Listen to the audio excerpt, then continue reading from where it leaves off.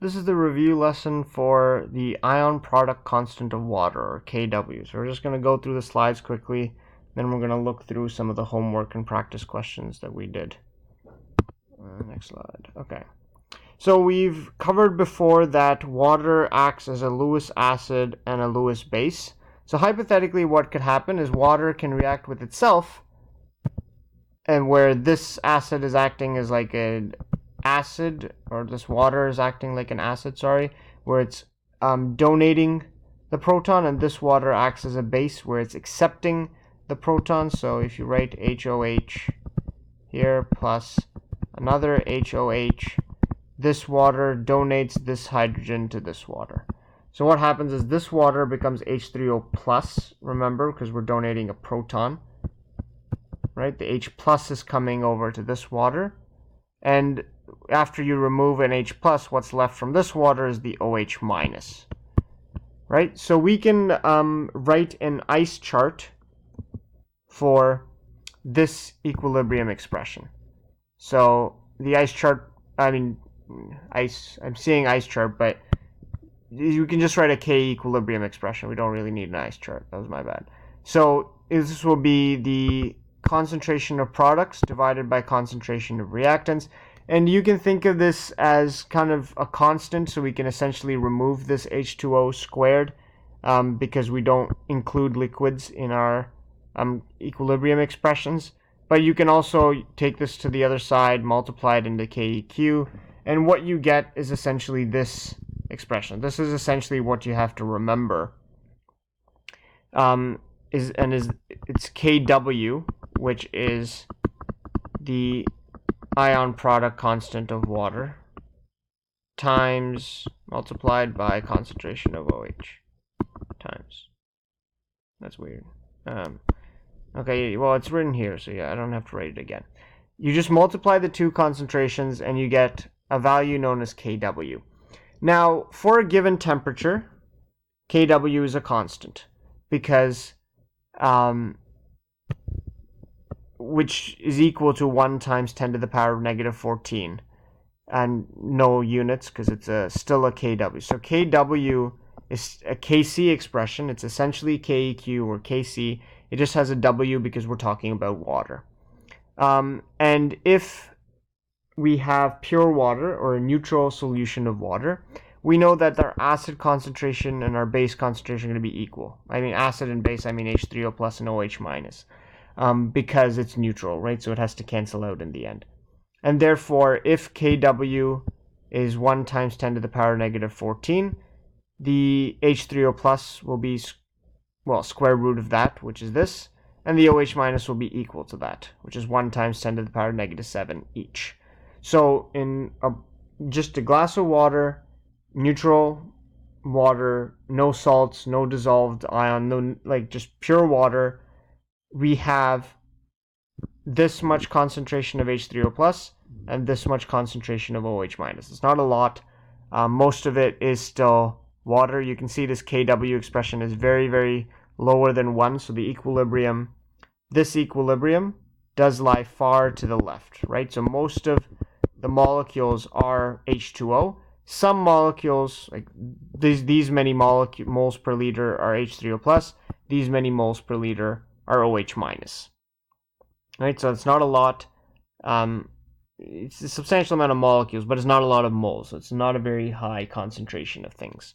So that's the important thing. So bottom line is you have to know that Kw equals H3O plus times OH minus. You have to know that Kw is a constant, which is always equal to this value at 25 degrees Celsius. And you have to know that this value will always give you, or if you multiply your H3O plus and OH minus, they will always give you this value. And this becomes an interesting fact because even in acidic solutions, so far we've been saying, okay, acids have H3O plus, like you calculate concentration of H3O plus. Acidic solutions also then have an OH minus concentration, because it can't, OH minus concentration can't be 0, because then if you multiply this by 0, you get a Kw of 0. That doesn't work. So whatever the acid, whatever H3O plus concentration is there, you can always calculate OH minus concentration by rearranging this equation. So acids have both H3O plus and OH minus. Bases have both H3O plus and OH minus. The only difference is their concentrations. So it's acidic if you have more H3O plus than a standard solution of pure water. So again, because they multiply to give you a constant, if your H3O plus is, say, 0.1 moles per liter, your OH minus, through rearranging, is 1 times 10 to the negative 14 kW divided by 0.1, which is 1 times 10 to the power negative 15 moles per liter. This concentration technically still does exist, but as you can see, it's super, super small compared to our neutral solution, right? So if acid concentration is high, OH or H3O plus concentration is high, OH minus concentration gets lower. And the opposite can be said for bases. What if our OH minus concentration was 0.1 moles per liter, right? Our H3O plus concentration would again be Kw divided by OH minus concentration. I'm just rearranging for both cases this expression, right? For this one, I brought the OH minus down to the denominator. This one, I'm bringing H3O plus down to the denominator. Oh, sorry, other way around. You get what I mean. But here, our H3O plus concentration will then be 1 times 10 to the power negative 14 divided by 0.1, which is 1 times 10 to the power negative 15, which is still a concentration, even though it's super, super small relative to our OH minus concentration.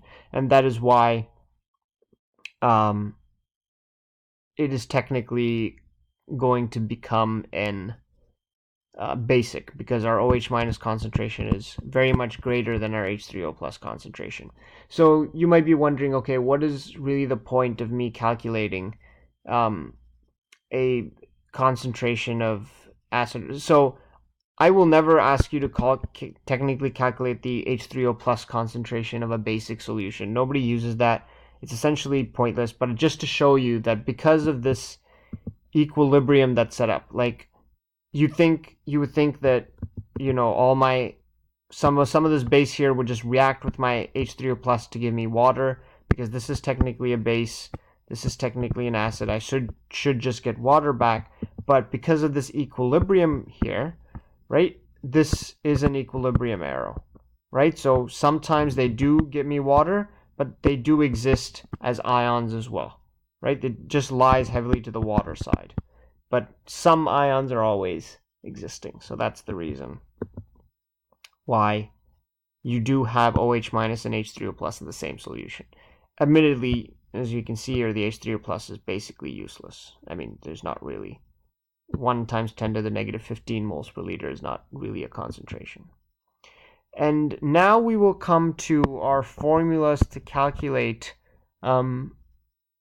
pH and pOH. So P here stands for the power of. So that the word, when you put P and then you put something next to it, this basically stands for taking the negative log of the concentration or the value of that something over there, right? So power of H is negative log of H3O plus. Power of OH is negative log of OH minus. And again, we talked about how the H and the OH are basically interchangeable. H and the H3O plus are basically interchangeable. So they mean the same thing, more or less. Yeah, so the letter P basically stands for the mathematical operation negative log of that concentration. And to go backwards, to reverse this, we first make this positive, this make negative, and to reverse a log we have to take exponent 10. So when we move the log to the other side, it becomes 10 to the power of negative pOH, which are these two formulas over here. So that's how you can go back and forth from pH to H3O plus to OH to pOH. And this is the easy conversion to do. We can do pH plus POH always equals 14. This basically derives from our H3O plus times OH minus, giving you 1 times 10 to the power of negative 14. And if you take the log of everything and apply some logarithm rules, you will get this expression right here. And this is generally easier to use because we're doing subtraction. So we're familiar with the pH scale. This is an acidic pH. A pH of 0 or 1 or 2 is very acidic. A pH of 12 or 13 or 14 is basic. 7 would be a neutral solution. The POH is, because it's the power of hydroxide ions, and we know that a high H3O plus means a low OH minus. The only confusion that often arises here, if you have a high H plus concentration, because you're taking the negative log, the negative sign means that you will have a low pH. So technically here the H plus concentration is high, and here the H plus concentration is low, well, lower than the OH minus concentration, right? So pH is the exact opposite. This is still an acidic solution, but the POH will be super high. The power of hydroxide ions will be super high, even though that I'm saying the power of hydroxide ions, but this means that you have not many hydroxide ions. You have a low concentration of hydroxide ions. It will be a POH of 14. Again, so a high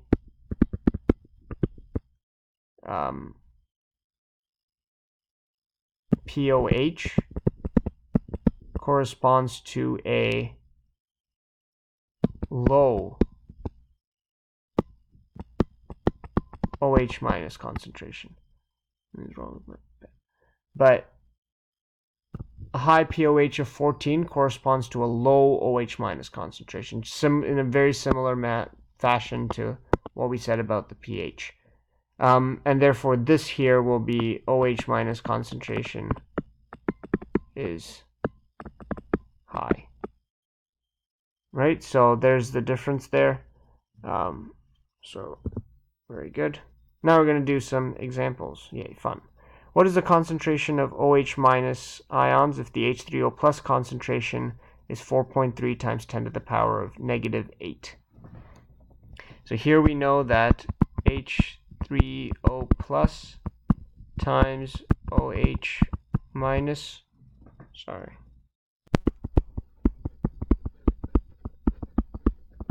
equals 1 times 10 to the power of negative 14. Right, so we know that if we multiply these concentrations together, we get the kW of water. I really have to fix it's writing weird. Okay, so now I have to calculate OH minus concentration.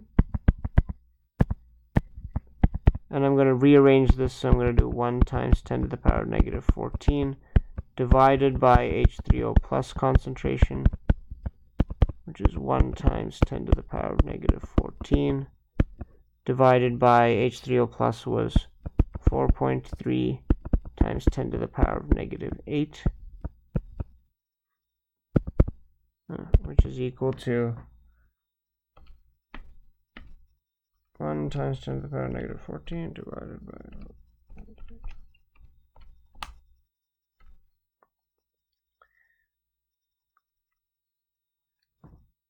2.33 times 10 to the power of negative 7.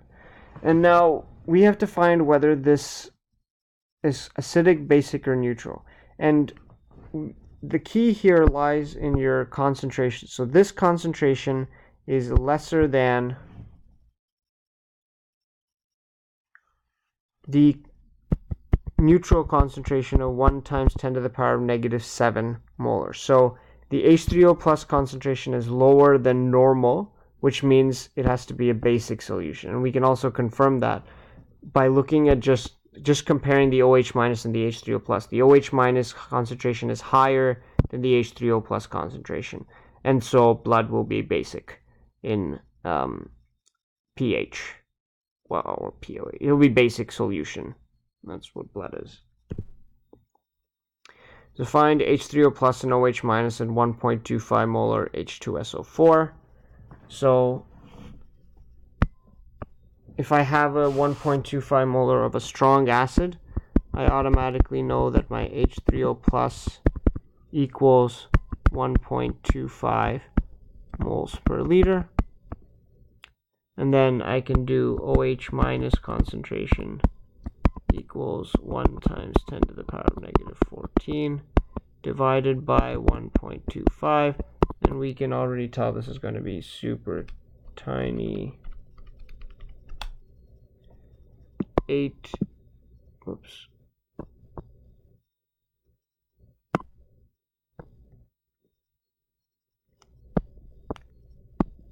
times 10 to the power of negative 15 moles per liter. Right, so that's a very small solution, or a very small concentration of OH minus in a sulfuric acid solution, which you might have expected. So now we're going to do the pH of urine. So the pH was given to be 5.53, right? So first we are asked to calculate pOH, which is just 14 minus the pH, which is 14 minus 5.53, 8.47. Right, and then we can do H3O plus concentration is 10 to the power of negative pH, which is 10 to the power of negative 5.53, which is 10 to the power of negative 5.53. 2.95 times 10 to the power of negative 6 moles per liter. And you can calculate OH minus concentration by doing 10 to the power of negative pOH, which is we calculated to be 8.47. Alternatively, you can do kW divided by the H3O plus. So kW divided by this answer is going to give you your OH minus concentration. Both ways are correct. I will do the 10 raised to negative 8.47, which is